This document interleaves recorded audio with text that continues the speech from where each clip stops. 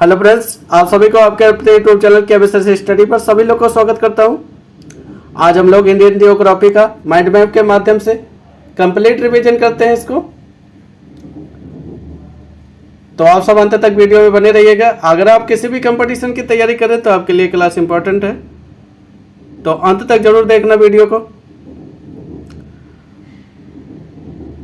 आइए बात कर लेते हैं भारत का सामान्य परिचय के बारे में। विश्व में देख लेते हैं भारत का किस चीज़ में कौन सा स्थान है। कुल जनसंख्या में बात कर लेते हैं, भारत 17.5% शेयर करता है विश्व में, तो इसको याद रखना। स्थल की बात कर लेते हैं, 2.4% स्थल शेयर करता है विश्व में। वहीं भारत की बात कर लेते हैं, क्षेत्रफल के अकॉर्डिंग 7वां स्थान है। इससे पहले देश हमारे कौन कौन से? रूस हुआ, कनाडा हुआ, चीन हुआ, यूएसए हुआ, ब्राज़ील हुआ, ऑस्ट्रेलिया हुआ। ऑस्ट्रेलिया के बाद भारत का नंबर आता है, तो इसको याद रखना। जनसंख्या के अनुसार बात कर लेते हैं, दूसरा सबसे बड़ा देश है, तो इसको याद रखना। इससे पहला चाइना है। आगे बात कर लेते हैं भारत का अक्षांशीय विस्तार के बारे में बात कर लेते हैं। 8 डिग्री 4 मिनट उत्तरी अक्षांश से लेके 37 डिग्री 6 मिनट उत्तरी अक्षांश तक के इसका विस्तार है। वही बात कर लेते हैं पूर्वी देशांतर की। 68 डिग्री 7 मिनट से लेके 97 डिग्री 25 मिनट तक के ये पूर्वी देशांतर का विस्तार है, तो इसको याद रखना।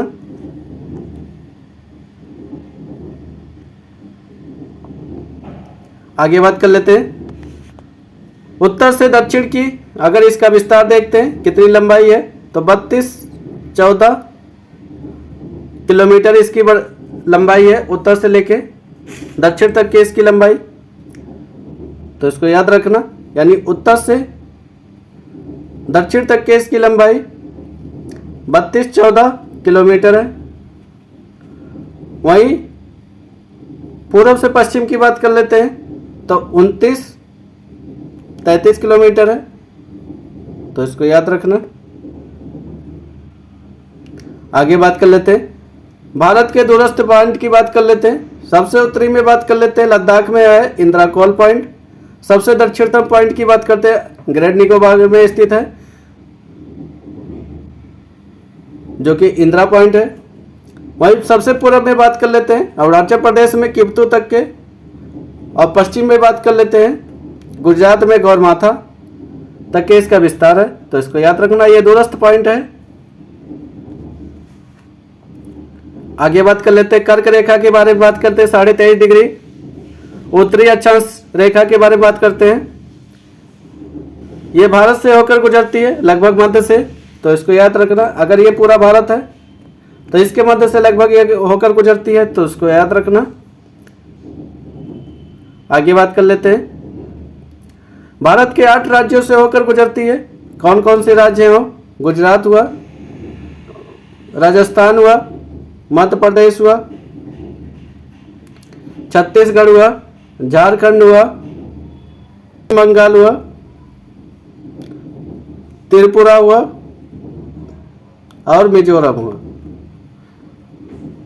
ये भारत के 8 राज्य हैं जिनसे होकर कर्क रेखा हमारी गुजरती है। आगे बात कर लेते हैं भारत मानक समय रेखा के बारे में बात करते हैं, 82.5 डिग्री पूर्वी देशांतर के बारे में। आगे बात कर लेते हैं भारत की मानक समय रेखा के बारे में बात करते हैं, 82.5 डिग्री पूर्वी देशांतर रेखा के बारे में बात करते हैं। तो उत्तर प्रदेश के मिर्जापुर से होकर यह गुजरती है, तो इसको याद रखना, मिर्जापुर में। आगे बात कर लेते हैं गुजरात एवं अरुणाचल प्रदेश के स्थानीय समय सीमा में अगर अंतर की बात करते हैं, तो ये 2 घंटा का अंतर दिखता है, तो इसको याद रखना। भारत के 5 राज्यों से होकर गुजरती है, इसको याद रखना। भारत की मानक समय रेखा भारत के 5 राज्यों से होकर गुजरती है। उत्तर प्रदेश है, मध्य प्रदेश है, छत्तीसगढ़ है, उड़ीसा और आंध्र प्रदेश है। तो ये भारत के 5 राज्य जिनसे होकर मानक समय रेखा गुजरती है। ग्रीनविच यानी जीएमटी में अगर देखेंगे अंतर कितना आता है, 5.5 घंटा आगे है, तो इसको याद रखना। आगे बात कर लेते हैं भारत के अवस्थिति के बारे में बात करते हैं। ये एशिया महाद्वीप में स्थित है, उत्तरी गोलार्ध में। अक्सर देखेंगे तो ये कहाँ पर मिलेगा, उत्तरी गोलार्ध में मिलेगा।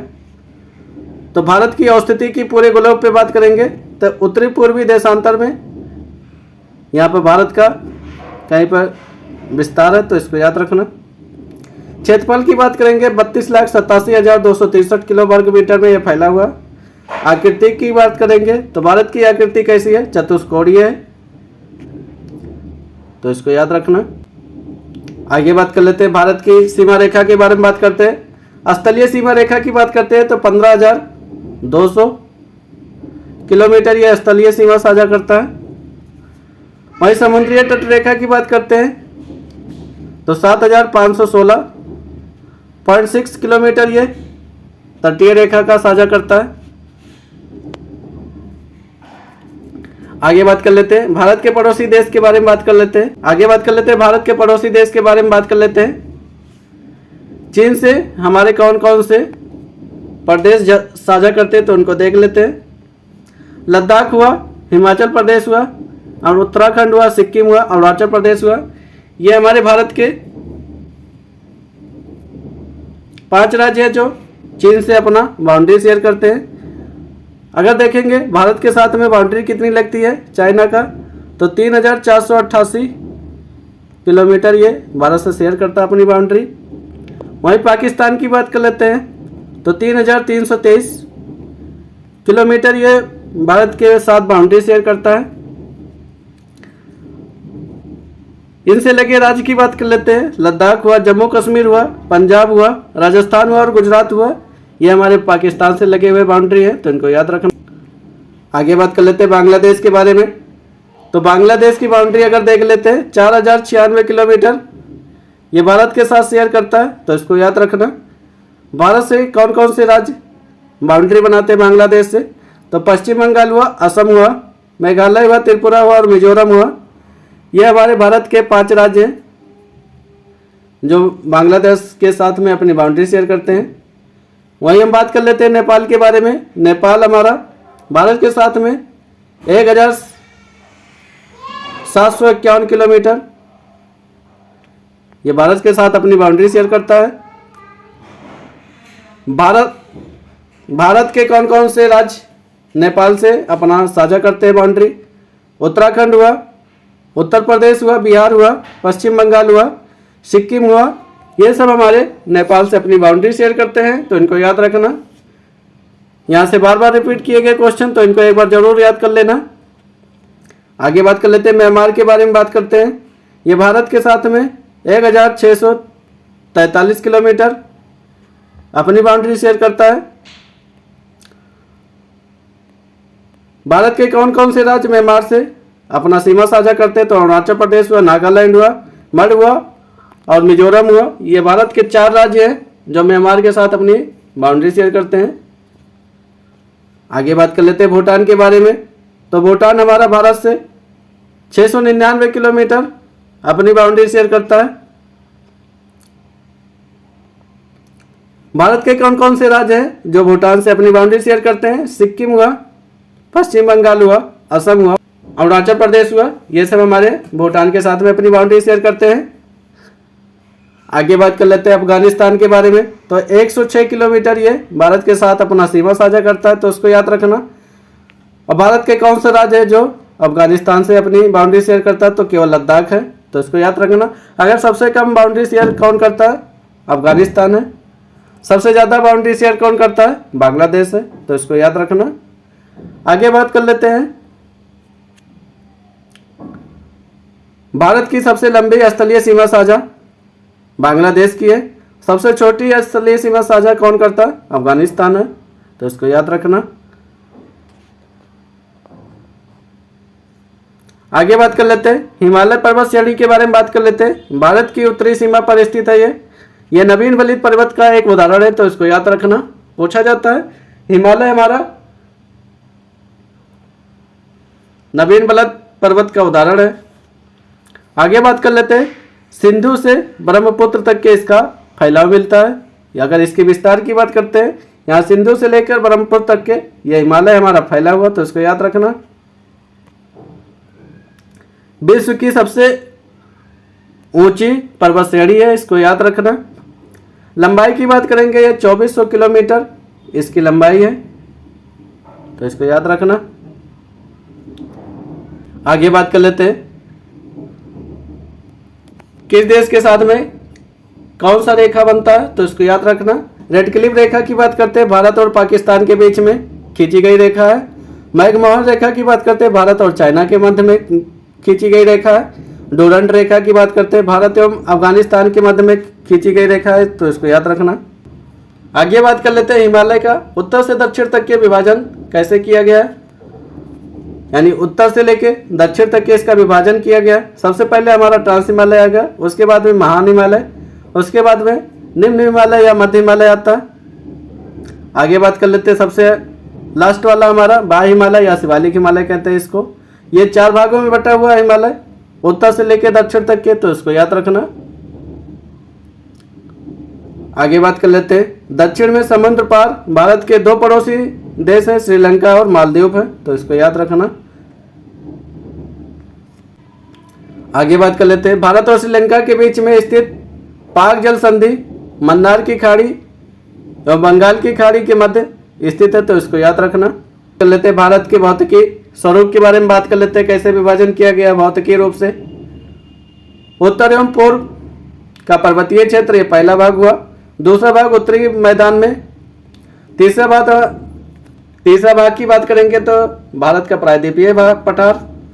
चौथा हमारा भारतीय मरुस्थल है, और पांचवा हमारा तटीय मैदान है, और छठवां हमारा द्वीप समूह है, तो इसको याद रखना। भारत के भौतिकीय स्वरूप को 6 रूपों में विभाजित किया गया। उत्तर एवं उत्तर पूर्व पर्वतीय क्षेत्र, उत्तरी मैदान, प्रायद्वीपीय पठार, भारतीय मरुस्थल, तटीय मैदान और द्वीप समूह, ये हमारे 6 भागों में विभाजित है भौतिक रूप से, तो उसको याद रखना। आगे बात कर लेते हैं, ट्रांस हिमालय या तिब्बत हिमालय की बात करते हैं। ये पर्वत श्रेणी की बात करते हैं, इसमें कौन कौन से ट्रांस हिमालय के अंदर पर्वत आते हैं हमारे, काराकोरम हुआ, लद्दाख हुआ, जास्कर हुआ, ये तीनों श्रेणी हमारा ट्रांस हिमालय के पार्ट है, तो इनको याद रखना। हिमालय की सबसे प्राचीनतम श्रेणी है ट्रांस हिमालय हमारा, तो इसको याद रखना। अगर पूछा जाए हिमालय का सबसे प्राचीनतम श्रेणी कौन सा है, तो ट्रांस हिमालय है। आगे बात कर लेते हैं, विस्तार के बारे में बात करते हैं। पश्चिम से पूर्व की विस्तार की बात करेंगे, 1000 किलोमीटर में फैला हुआ। चौड़ाई की बात करते हैं, ये लगभग 40 किलोमीटर में इसकी चौड़ाई मिलती है ट्रांस हिमालय की, तो इसको याद रखना। आगे बात कर लेते हैं, ट्रांस हिमालय से ही हमारा सिंधु नदी का उद्गम होता है, कैलाश पर्वत से इसका उद्गम होता है, तो इसको याद रखना। आगे बात कर लेते हैं, विश्व की दूसरी तथा भारत की सबसे ऊंची चोटी है केटू गाडविन ऑस्टिन, जिनके ऊंचाई की बात करेंगे 8611 मीटर इसकी ऊंचाई है। यह विश्व की दूसरी सबसे ऊंची चोटी है, जो कि भारत में स्थित पीओके क्षेत्र में है, तो इसको याद रखना। इससे ऊंची चोटी की बात करेंगे तो हमारा हिमालय है, तो इसको याद रखना। आगे बात कर लेते हैं, महान हिमालय के बारे में बात कर लेते हैं। महान हिमालय की प्रमुख चोटियों की बात करते हैं तो माउंट एवरेस्ट है। माउंट एवरेस्ट की ऊंचाई की बात करेंगे 8848.86 मीटर इसकी ऊंचाई है, तो इसको याद रखना, जो कि नेपाल में स्थित है। इसकी सर्वोच्च चोटी मानी जाती है, विश्व की सबसे सर्वोच्च चोटी है। इसके बाद में केटू गाडविन ऑस्टिन आता है। इसी श्रेणी में हमारा कंचनजंगा स्थित है। कंचनजंगा की ऊंचाई की बात करेंगे 8598 मीटर है इसकी ऊंचाई, तो इसको याद रखना। यह हमारा महान हिमालय में स्थित 2 चोटियां हैं, माउंट एवरेस्ट और कंचनजंगा है। इनके निर्माण की बात करते हैं, क्रोड और ग्रेनाइट से इनका निर्माण हुआ है। औसतन ऊंचाई की बात करते हैं 6000 मीटर तक के इसकी औसतन ऊंचाई मिलती है। आगे बात कर लेते हैं, लघु या मध्य हिमालय के बारे में बात कर लेते हैं। इसमें स्थित प्रमुख चोटियों की बात कर लेते हैं, कौन कौन से चोटियां इसमें स्थित है। पीर पंजाल हुआ, धौलाधर हुआ और महाभारत हुआ, ये 3 चोटियां इसमें स्थित है, तो इसको याद रखना। इसमें प्रमुख घाटियां कौन कौन सी स्थित है? कश्मीर की घाटी हुई, कल्लू की घाटी हुई, कांगड़ा की घाटी हुई। ये तीनों घाटियां हमारा मध्य हिमालय में ही आती हैं, तो इनको याद रखना। इसके निर्माण की बात करते हैं, अत्यधिक संपीड़न या परिवर्तित शैलों के कारण इसका निर्माण हुआ। यानी संपीड़न मतलब हुआ प्रेशर पड़ने से इनका निर्माण हुआ, तो इसको याद रखना। आगे बात कर लेते हैं, ऊंचाई की बात करते हैं। 3700 लेकर 4500 मीटर तक की इसकी औसतन ऊंचाई मिलती है। और चौड़ाई की बात करते हैं, 50 किलोमीटर तक के इसकी चौड़ाई मिलती है। देखेंगे बाह्य हिमालय या शिवालिक हिमालय के बारे में। इसकी ऊंचाई की बात करते हैं, औसतन ऊंचाई तो 900 से 1100 मीटर इसकी औसतन ऊंचाई मिलती है, तो इसको याद रखना। वही चौड़ाई की बात कर लेते हैं, 10 से 50 किलोमीटर इसकी चौड़ाई मिलती है।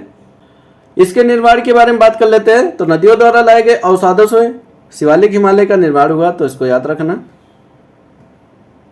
शिवालिक हिमालय में प्रसिद्ध घाटियां की बात कर लेते हैं, देहरादून हुआ, कोटली दून हुआ, पाटली दून हुआ। ये प्रमुख दून वहां पर स्थित है, तो इनको याद रखना। आगे बात कर लेते हैं, हिमालय की सबसे बाह्यतम श्रृंखला है, तो इसको याद रखना। जितने भी दून हम लोग देखते हैं, तो लघु हिमालय और शिवालय हिमालय के मध्य में यह स्थित है। यहाँ लंबोद घाटी के अंदर ये दून देखने को मिलती है, तो इसको याद रखना। आगे हम लोग बात कर लेते हैं, हिमालय का प्रादेशिक विभाजन के बारे में बात कर लेते हैं। पश्चिम से पूर्व की ओर विभाजन करते हैं इसका। पहला वर्गीकरण है इसका पंजाब हिमालय, जिसके विस्तार के बारे में बात कर लेते हैं, तो सिंधु नदी से सतलुज नदी तक के इसका विस्तार मिलता है पंजाब हिमालय का। इसकी लंबाई की बात करते हैं तो 500 किलोमीटर तक के ये फैला हुआ है। कुमाई हिमालय की बात कर लेते हैं, दूसरे नंबर पर आता है। यह सतलुज नदी से स्टार्ट होकर काली नदी तक के इसका विस्तार मिलता है। ये 320 किलोमीटर तक के ये फैला हुआ है, तो इसको याद रखना। आगे बात कर लेते हैं, नेपाल हिमालय के बारे में बात कर लेते हैं। ये काली नदी से तीस्ता नदी तक के इसका विस्तार है। इसके लिए कुल लंबाई की बात करते हैं तो 800 किलोमीटर तक के इसके लंबाई है, तो इसको याद रखना।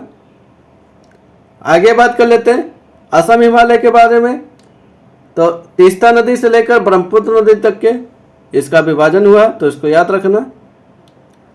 इसकी कुल लंबाई की बात करते हैं 720 किलोमीटर तक के ये फैला हुआ, तो इसको याद रखना। पूछ लिया जाता असम हिमालय का विस्तार कहाँ से कहाँ तक है, तो तीस्ता नदी से लेकर ब्रह्मपुत्र नदी तक। नेपाल हिमालय का काली नदी से लेकर तीस्ता नदी तक के।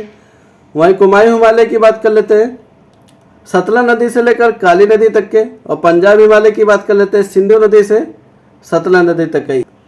ये 4 भागों में विभाजन किया गया प्रादेशिक विभाजन हिमालय का, तो इसको याद रखना। अब हम लोग बात कर लेते हैं भारत की प्रमुख घाटियां के बारे में। कौन सी घाटी कहाँ पर स्थित है? नुब्रा और मुरखा घाटी की बात कर लेते हैं, तो ये दोनों कहाँ पर स्थित है? लद्दाख में स्थित है। वही हम बात कर लेंगे, कुल्लू हुआ, कांगड़ा हुआ, चंबा हुआ, सांगला हुआ, लाहौल स्पीति हुआ, पिन वैली हुआ। ये सभी घाटियाँ हमारे कहाँ पर मिलेंगे? ये हिमाचल प्रदेश में स्थित है, तो इनको याद रखना। ये सभी घाटियाँ पूछी जाती है, प्रीवियस से उठाकर आप देख सकते हैं, तो इनको जरूर तैयार कर लेना। नेलांग घाटी या फूलों की घाटी को देख लेंगे, दोनों कहाँ पर स्थित है? उत्तराखंड में स्थित है। युथांग घाटी की बात करेंगे तो यह सिक्किम में स्थित है।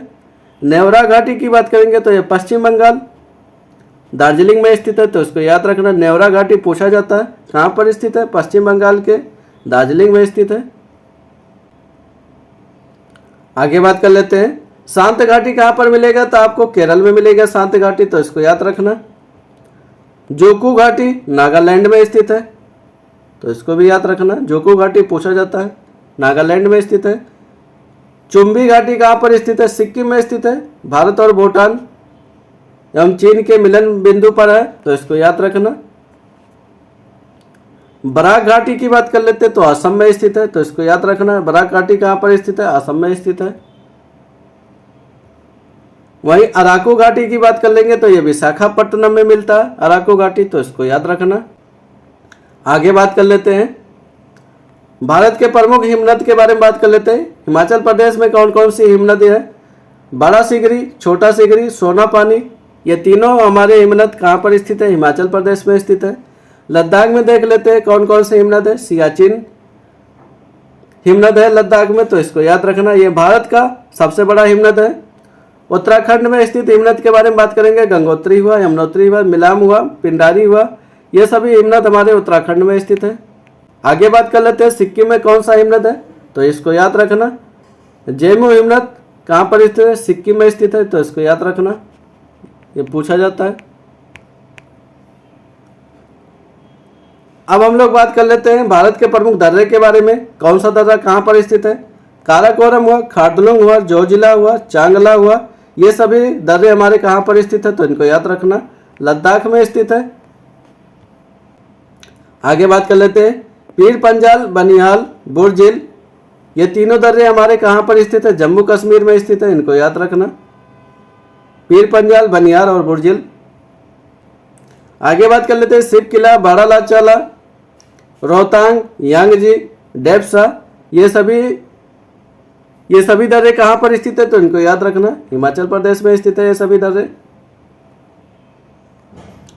आगे बात कर लेते हैं माना हुआ, नीति हुआ, लेपुलेख हुआ, मुलिंगला हुआ, ये सभी दर्रे कहाँ पर स्थित है, तो इनको याद रखना, ये उत्तराखंड में स्थित प्रमुख दर्रे हैं। आगे बात कर लेते हैं नाथुला या जलेपला दर्रा हुआ, ये कहाँ पर स्थित है, तो इनको याद रखना, ये सिक्किम में स्थित है दर्रे, तो इनको याद रखना। बोमडीला हुआ, दीपू हुआ, सेला हुआ, यांग्याप हुआ, पांगसांड हुआ, ये सभी दर्रे कहाँ पर स्थित है, अरुणाचल प्रदेश में स्थित है। और यांग्याप दर्रा इंपॉर्टेंट है क्योंकि यहीं से ब्रह्मपुत्र नदी का भारत में एंट्री होता, तो इनको याद रखना। आगे बात कर लेते हैं तुजू दर्रा के बारे में बात कर लेते हैं, तो ये मणिपुर में स्थित है, तो इसको याद रखना। थाल घाटी, भौर घाटी की बात करेंगे तो ये महाराष्ट्र में स्थित है, थार घाटी और भौर घाटी, तो इनको याद रखना। पाल घाट की बात करेंगे तो ये केरल में स्थित है, पाल घाट हमारा। तो ये प्रमुख दर्रे थे जिनके बारे में हमने डिस्कस कर लिया, तो आप सब इनको नोट कर लेना, रिवीजन जरूर कर लेना, यहाँ से बार बार रिपीट किए जाते क्वेश्चन, प्रीवियस से उठाकर आप देख सकते हैं। आगे बात कर लेते हैं भारत के उत्तरी मैदान के निर्माण के बारे में बात कर लेते हैं, कैसे निर्माण हुआ। नदियों द्वारा लाए गए जड़ों निक्षेप से ही इसका निर्माण हुआ, भारत का उत्तरी मैदान का, तो इसको याद रखना।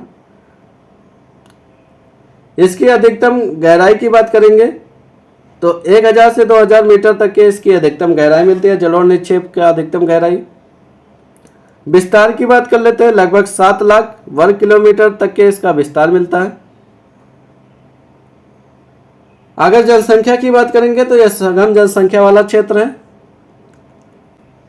आगे बात कर लेंगे तो उत्तर भारत का मैदान की बात कर लेंगे तो यह अत्यधिक उपजाऊ माना जाता है, फसल के लिए अनुकूल माना जाता है, इसको याद रखना। आगे बात कर लेते हैं लंबाई की बात करेंगे तो यह 3200 किलोमीटर तक के इसकी लंबाई मिलती है, तो इसको याद रखना। ये 3200 किलोमीटर तक के ये फैला हुआ है उत्तर भारत का मैदान, तो इसको याद रखना। आगे बात कर लेते हैं उत्तर से दक्षिण का अगर विभाजन करते हैं उत्तरी भारत मैदान का, तो पहले भाबर मिलेगा। अगर उत्तर से दक्षिणी भागों में विभाजन करेंगे 3 भागों में बटा हुआ, पहला भाबर है, दूसरा तराई है और तीसरा हमारा जलोढ़ है। ये 3 भागों में बटा हुआ उत्तर भारत का मैदान, इनको याद रखना। भाबर हुआ, तराई हुआ, जलोढ़, ये तीनों भागों में बटा हुआ। इसकी लगभग कुल चौड़ाई की बात करेंगे 150 लेकर 300 किलोमीटर तक की इसकी चौड़ाई मिलती है। आगे बात कर लेते हैं भाबर क्षेत्र के बारे में बात कर लेते हैं। ये किसी योग्य भूमि नहीं माना जाता भाबर क्षेत्र हमारा। ये शिवालिक हिमालय की दक्षिण ढाल वाला क्षेत्र है भाबर क्षेत्र हमारा, तो इनको याद रखना। आगे बात कर लेंगे कभी कभी नदियां यहाँ पर विलुप्त हो जाती हैं भाबर क्षेत्र में। ये 8 से 10 किलोमीटर तक के चौड़ी पट्टी में ये फैला हुआ, तो इसको याद रखना। नदियों द्वारा लाए गए गुटिका निक्षेपों से ये निर्माण हुआ है, तो इसको याद रखना भाबर का हमारा। आगे बात करते हैं तराई क्षेत्र का कैसे निर्माण हुआ। नदियों द्वारा लाए गए निक्षेपों से इसका निर्माण हुआ। यह भाबर के निचले क्षेत्र को माना जाता है, यानी भाबर के दक्षिण क्षेत्र में यह तराई क्षेत्र हमारा स्थित है। जंगली एवं वन्यजीव प्राणियों के लिए बहुत अनुकूल माना जाता है यह तराई क्षेत्र, इनको याद रखना। नेम एवं दलदली क्षेत्र है यह पूरा। इसकी लगभग चौड़ाई की बात करेंगे, कितनी चौड़ाई में ये फैला हुआ है, तो 10 से 20 किलोमीटर तराई का क्षेत्र मिलता है इसकी चौड़ाई, तो इसको याद रखना। भाबर क्षेत्र की बात कर लेते हैं। भाबर क्षेत्र में विलुप्त हो जाती है नदियाँ, वही तराई क्षेत्र में दिखने लगती है नदियाँ, तो इनको याद रखना। भाबर क्षेत्र में वो छोटे छोटे लाए गए गुटका निक्षेपों के नीचे से निकलती हुई नदियाँ, तराई क्षेत्र में ये दिखने लगती है नदियाँ, तो इनको याद रखना। आगे बात कर लेते हैं जलोढ़ मैदान के बारे में।